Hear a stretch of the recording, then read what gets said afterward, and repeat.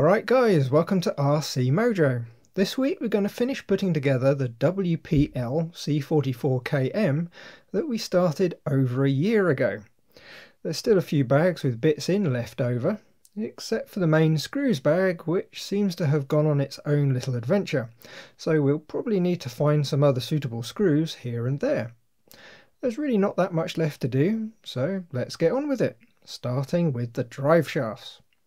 They have CV joints with metal coils to hold the pins in. Not my favourite type, but they will be miles better than the older stock WPL parts. In the first drive shaft bag we have the long inner shaft with the CV at one end and a dog bone for the slider at the other. There is of course a short one too, along with the two outer shafts and two cups.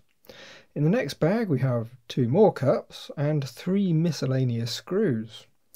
In bag 3 we have lots of grub screws, way more than we need, which is good because they're tiny and easy to lose.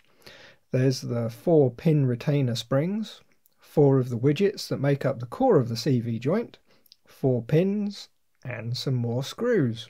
As far as I can tell, the two lots of cups are exactly the same, so I'm not sure why they were split across 2 bags. All we need to do then is assemble 4 joints. Since we're going to be running this as a fairly clean truck, I'm going to add a little bit of grease as we build. If you're going to go mudding, leave them dry and pop them apart regularly. With the grease, they're just going to pick up sand and grit and grind the joints to nothing in no time. You'll just need a little bit of regular multi-purpose grease, your usual brown stuff. To assemble the joint, we need to add a little bit of grease inside the round bit at one end of the drive shaft. Next we insert the small core widget with its holes lined up with the slot. You can use a cocktail stick now to line it up and add a bit more grease in the hole. Next we pop a cup on the end and install one of the pins right through the whole assembly, making sure it's flush at both ends. And the last step is we pull one of the retainer springs over the outside of the cup so it sits in the recess and holds the pin in. Do the same with one of the shaft outers and we can couple them up. All we do is insert the dog bone at an angle into the slot in the outer, and with a bit of a wiggle it should drop straight in. Not my favourite design ever, it's going to rattle around a bit, but it's going to do the job. Repeat this with the other shaft and we have the front and rear almost complete. To make it easier at the next stage, we're going to pop the grub screws in a turn or two right now so they're ready to go. For the moment I'm just going to leave them dry just in case they need to come off again so we can fiddle with something. Once it's all been tested, I'll take them out and add a bit of thread lock. Attaching the shafts is fairly straightforward, except for the usual not quite perfect fit and finish. The cups range from being a nice fit on the gearbox and axles to being very tight. Not so tight that you're going to damage anything, but tight enough that they're a bit of a pain to get on. I found using the end of a steel ruler to push the cup on did help a lot. Just make sure you've got the grub lined up with the flat on the shaft before you fit the cup. Once fitted, we've got a complete drivetrain. Next up then, we need to test the electronics. To go in, I've got a 6-channel receiver. You only need 3 channels to get the truck going, but I want some extras for lights. One of those super cheap ESCs you find on eBay and Banggood. I've used a few before and they're good enough. An 800 mAh 2S LiPo, the same packs I've used in various other RCs. And to control it we have a GT3C with modified firmware so it can do up to 8 channels. On the chassis there's the steering and gear shift servo that came with the kit. Unfortunately the battery is a little bit long to fit neatly in the pocket behind the engine, but I'm not really wanting to get yet another size of LiPo. We could cut away the divider, but I think it's going to fit just fine under the bonnet with it sat up at one end. Plus, it would be really nice to fit the ESC in the small side so we can get to it very easily later. To connect everything up, we need to plug the servo lead from the ESC into channel 2 on the receiver, the steering servo into channel 1 and the shift servo into channel 3. I'm also going to plug a bind plug into the battery pins as it's a brand new receiver that's going to need binding to the GT3C. The ESC has 2 JST connectors, the one with the pins is the battery connector, so we can plug a LiPo in. Now apparently the switch was already on, so the LED on the receiver is now flashing away to show it's in bind mode. If we hold the bind button on the transmitter and turn it on, the LED on the receiver will go solid to say it's bound. Now we can turn it all off and remove the bind plug. Now when we turn it back on, we should have control of the servos. Now it's worth noting, before getting this far, I always turn the endpoints of any channels with servos connected way down. That way, if the servo moves too far that the arm collides with something, it can't do any damage. And of course it's easy enough to increase it again later once we know it's safe. Next then, we need to connect up the motor. Now the ESC has another red JST connector, and it just so happens WPL gave us the mating connector in the kit, so we just need to solder it up. The motor has a red dot on the end bell, so it's just a case of red to red and black to the unmarked. I cut the wires short so the connector can tuck up under the chassis once it's all plugged in. Otherwise it's a perfectly simple job. Now we can connect up the motor to the ESC and see if it works.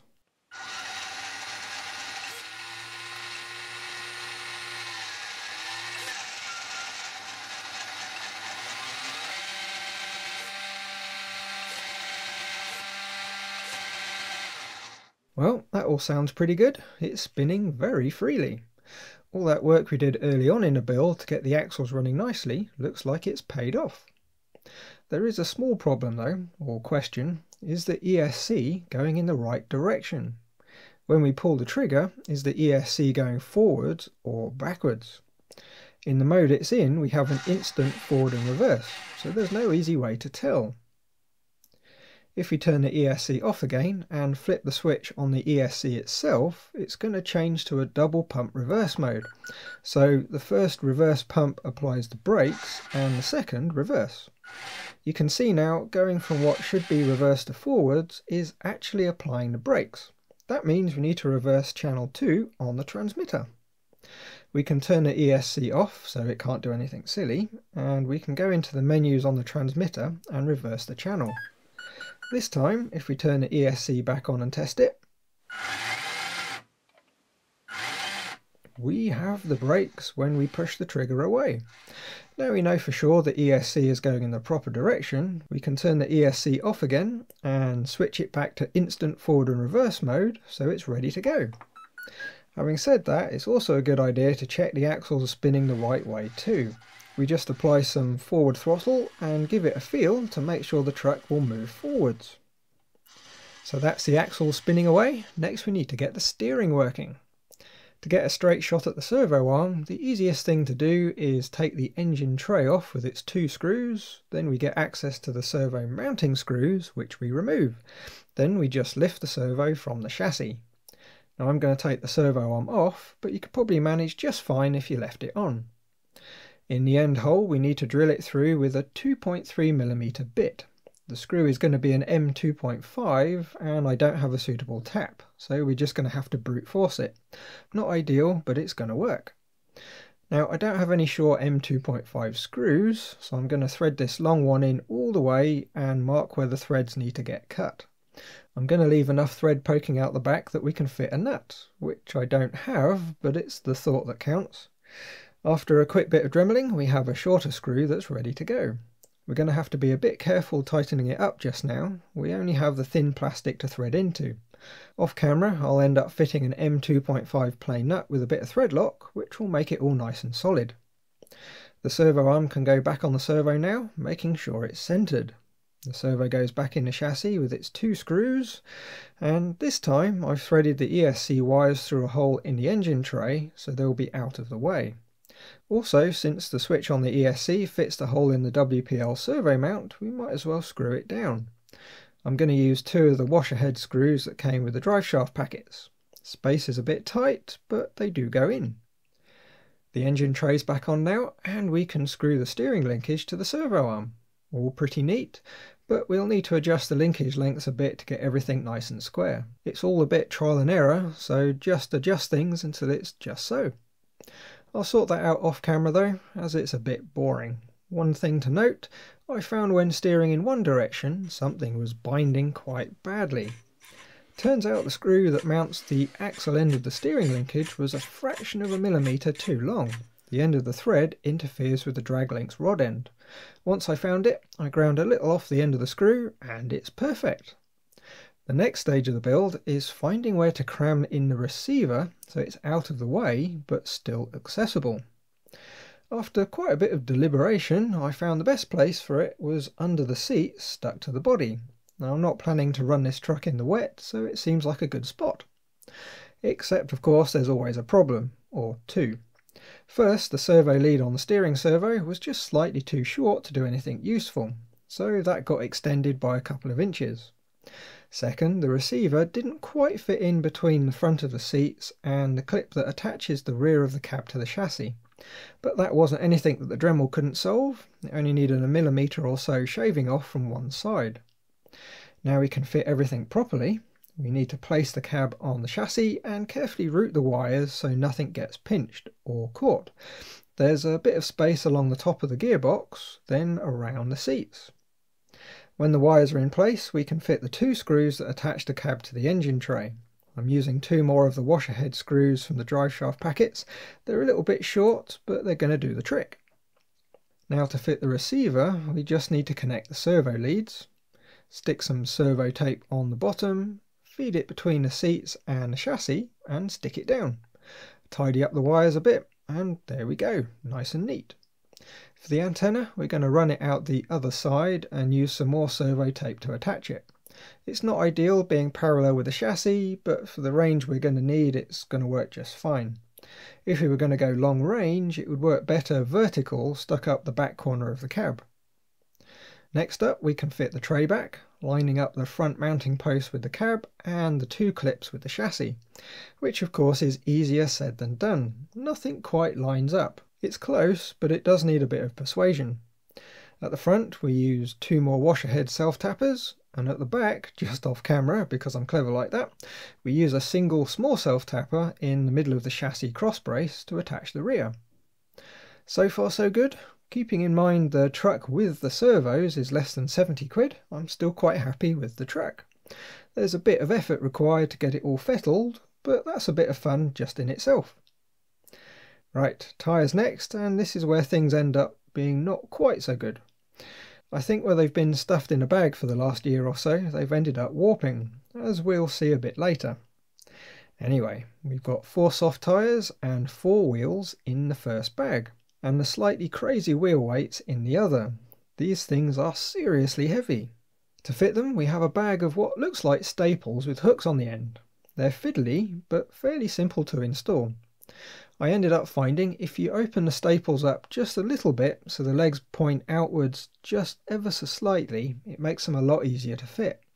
Then we just use some pliers to push the barbed end into the holes in the weights. There is a bit of a knack to it for sure, just don't rush it as there aren't any extra staples if you ruin one. Next the tyres go on, and they're so soft they stretch over the weights with very little fuss. The next issue though is those weights do rattle rather badly. So I'm going to pop the tyre off again and glue the weights to the wheels. Now you could argue that having the weight spin freely on the inside of the wheel is a good thing. You get the wheel weights without loading up the drivetrain so much. Now I'm sure there's lots of pros and cons here, but I'm going to go with gluing them on. On each wheel I'm just going to pop a couple of spots of thin CA on the weights so they're firmly stuck to the wheels. Once they're dry, we can refit the tyres.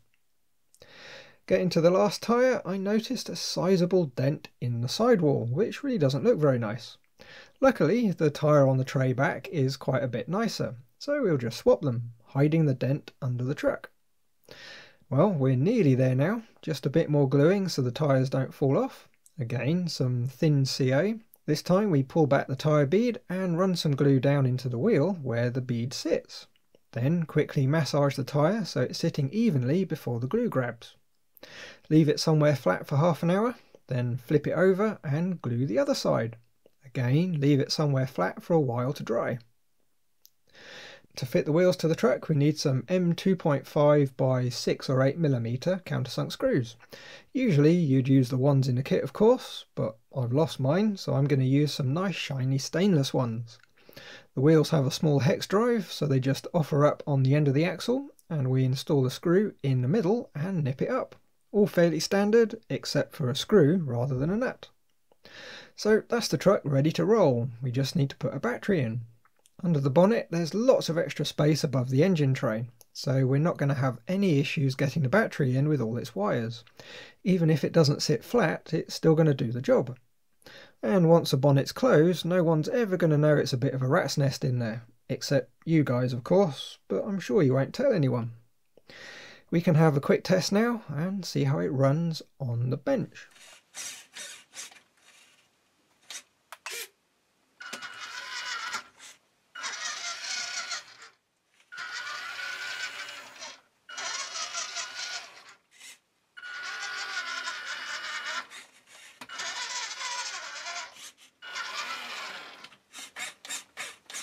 And well, it works.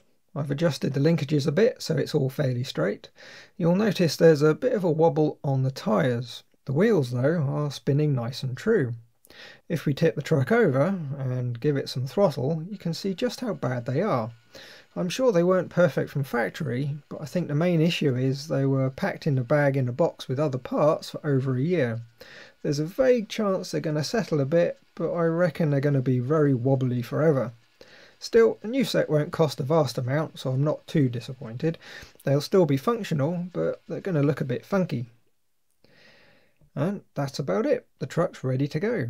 We'll have to fit some lights at some point, but we'll save that for another time. Here's a quick teaser of next week's video where we go outside and test out the truck. Suffice to say, the 2-speed works perfectly. It could do with a bit more torque, but otherwise it's a great little truck. Until next week then, thanks for watching, like if you liked, subscribe if you haven't, and leave a comment if there's something on your mind. Bye guys!